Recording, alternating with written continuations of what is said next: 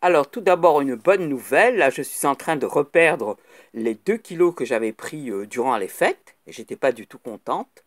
Mais là, finalement, avec de la marche, chaque jour, une alimentation modérée, le principe de la petite assiette, c'est-à-dire au lieu de prendre une assiette normale, on prend une assiette à dessert. Et voilà, on mange ce qu'il y a dans l'assiette à dessert. Donc, le cerveau est trompé.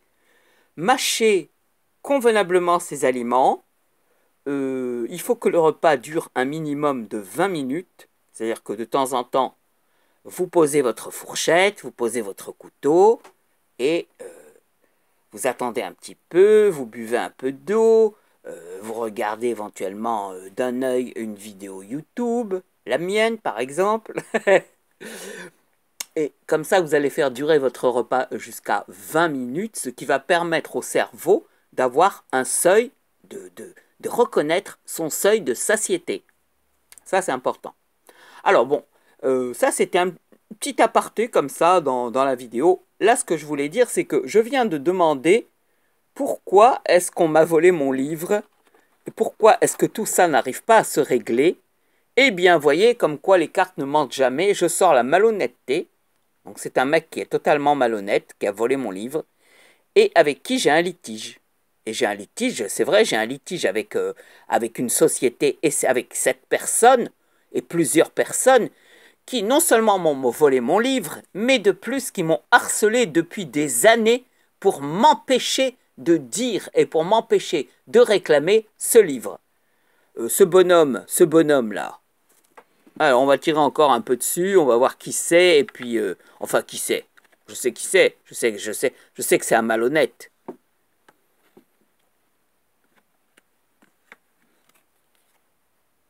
Alors, donc je dois attendre, toujours attendre, j'en ai marre hein, d'attendre, hein. Ça fait 5 ans, 5 ans.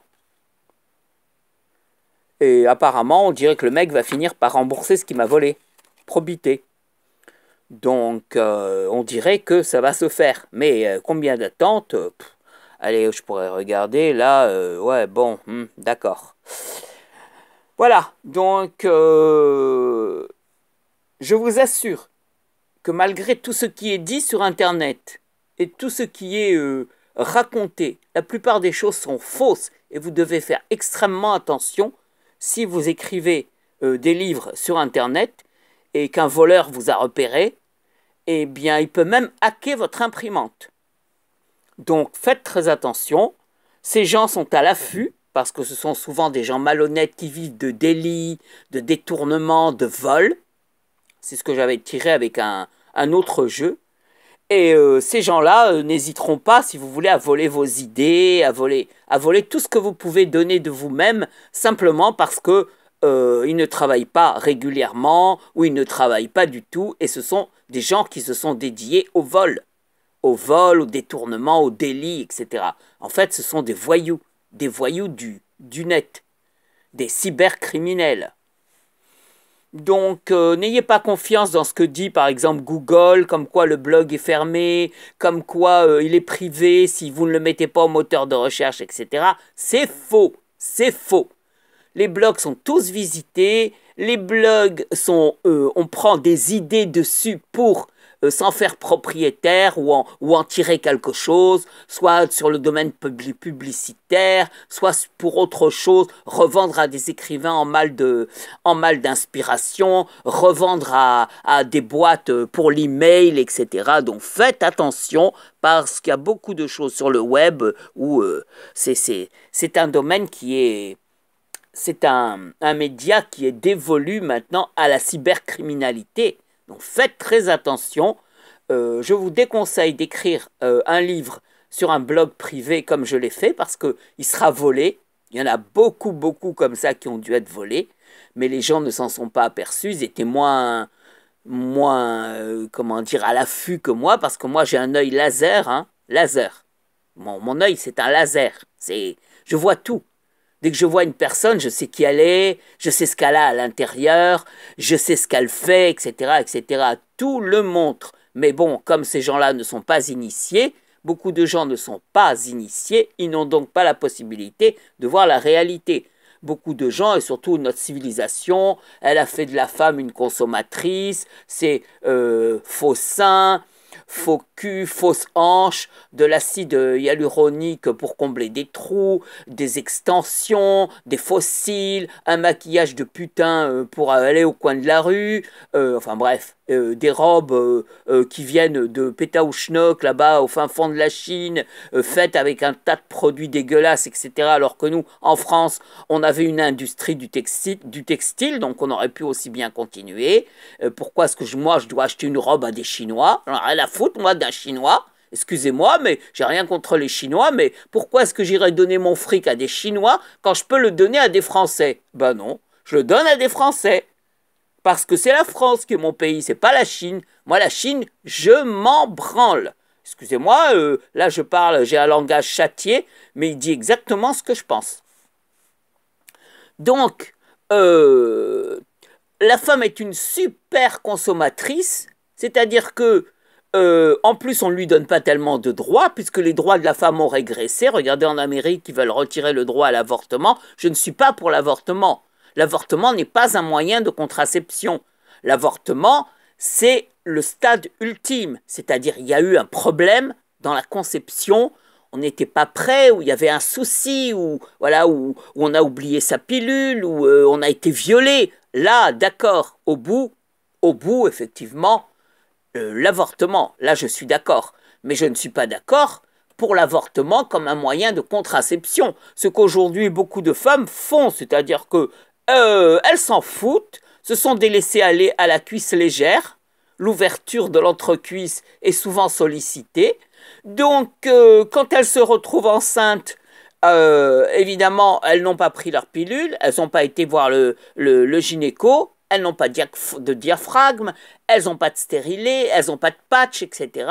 Ce sont des femmes qui sont des laissés-aller, des femmes laissées-aller, et qui, au lieu de s'assumer sur le plan de la conception, ne s'assument pas. Donc ensuite, elles trouvent au bout quoi? L'avortement, en pensant que l'avortement, c'est un moyen de contraception. Ce n'est pas un moyen de contraception, l'avortement.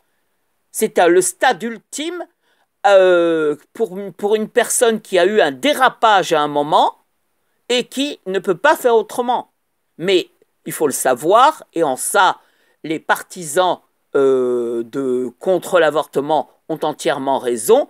Lorsque tu retires un fœtus de ton ventre, c'est un assassinat. C'est une vie. Un fœtus, c'est une vie future. Pour l'instant, il est à l'état de fœtus, il doit grandir dans le ventre de sa mère, etc. Mais c'est une vie. Et tu ne sais pas ce qu'aurait donné cette vie. Donc mieux vaut ne pas commencer à se mettre dans le truc de devoir se faire avorter, mais plutôt être consciente de ce que c'est qu'une contraception, éduquer les filles et les garçons dans ce sens-là, et leur donner les moyens aussi pour ne pas être enceinte, ne pas avoir d'enfants si on n'en veut pas. Tout est légitime. On peut vouloir 10 enfants, c'est légitime. On peut vouloir 0 enfant, c'est légitime aussi. Chacun a le droit de choisir le style de vie qu'il veut avoir. Bon, parce qu'un style de vie mère de famille nombreuse, c'est pas la panacée, hein, ça n'a rien de transcendant. C'est-à-dire que tu sacrifies ta vie au bénéfice de plusieurs autres vies. Mais c'est un choix qu'on ne peut pas discuter. Chaque personne a envie si une personne a envie d'avoir 10 enfants, elle aura 10 enfants. C'est son problème. Ce n'est pas le problème général. C'est son problème. Enfin, ce problème, même pas un problème, puisqu'elle en a envie, donc elle va le faire. Et si une autre personne, une femme ou un homme, n'ont pas envie d'avoir d'enfants, c'est qu'ils ont envie de se consacrer exclusivement à eux-mêmes, et ce n'est pas discutable non plus. C'est aussi valable que celui qui a 10 enfants. Évidemment, celui qui a 10 enfants, il aura donné 10 enfants à la France, ou à son pays. Et celui qui n'a pas d'enfants, il n'aura rien donné. Donc, voilà. Ce que je voulais dire par là, c'était qu'on est dans un système où la femme est dévalorisée, on l'a ramenée au rang de consommatrice, au rang de femme juste bonne à acheter, à acheter, puis à se mettre des faux trucs sur la gueule, un tas de maquillage, des faux seins, des faux cils, des faux culs, des extensions, un maquillage à outrance avec des yeux charbonneux, une bouche rouge comme ça, comme si une femme naturelle, c'est-à-dire avec juste une crème pour protéger sa peau et peut-être un peu de gloss, un petit gloss sur les lèvres parce que c'est joli, ça brille, c'est joli, ça donne un peu de couleur. Et puis voilà, il n'y a pas besoin de se foutre un tas de produits sur la gueule. Mais non, mais ça fait marcher le commerce. Et oui. Bon, enfin bref, tout est fait pour faire marcher le commerce. La consommation à outrance, et puis après des problèmes, et puis surtout le mauvais choix qui est régulier chez les gens aujourd'hui. Le mauvais choix. Alors là, pour en revenir à mon tirage, donc le malhonnête, voilà, j'ai un litige avec lui, mais il va finir par payer. Il est obligé. Il est obligé. Sans ça, qu'est-ce qui lui arrive s'il ne paye pas?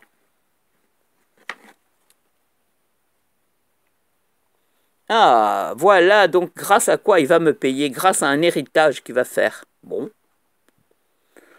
Eh ben écoute, moi, quel que soit le paiement que tu vas me faire, le remboursement de mon livre que tu m'as volé, sale voleur, d'où il provient, ça ne m'intéresse pas, mais tu as intérêt à me payer. Voilà, c'est tout. Ce que je voulais dire aussi, c'était que faites très attention à tout ce que vous faites sur Internet. Il y a des gens qui sont là que pour faire chier le monde, que pour ça. Il y a des gens qui sont là que pour voler. Il y a des gens qui sont là que pour vous influencer dans le mauvais sens.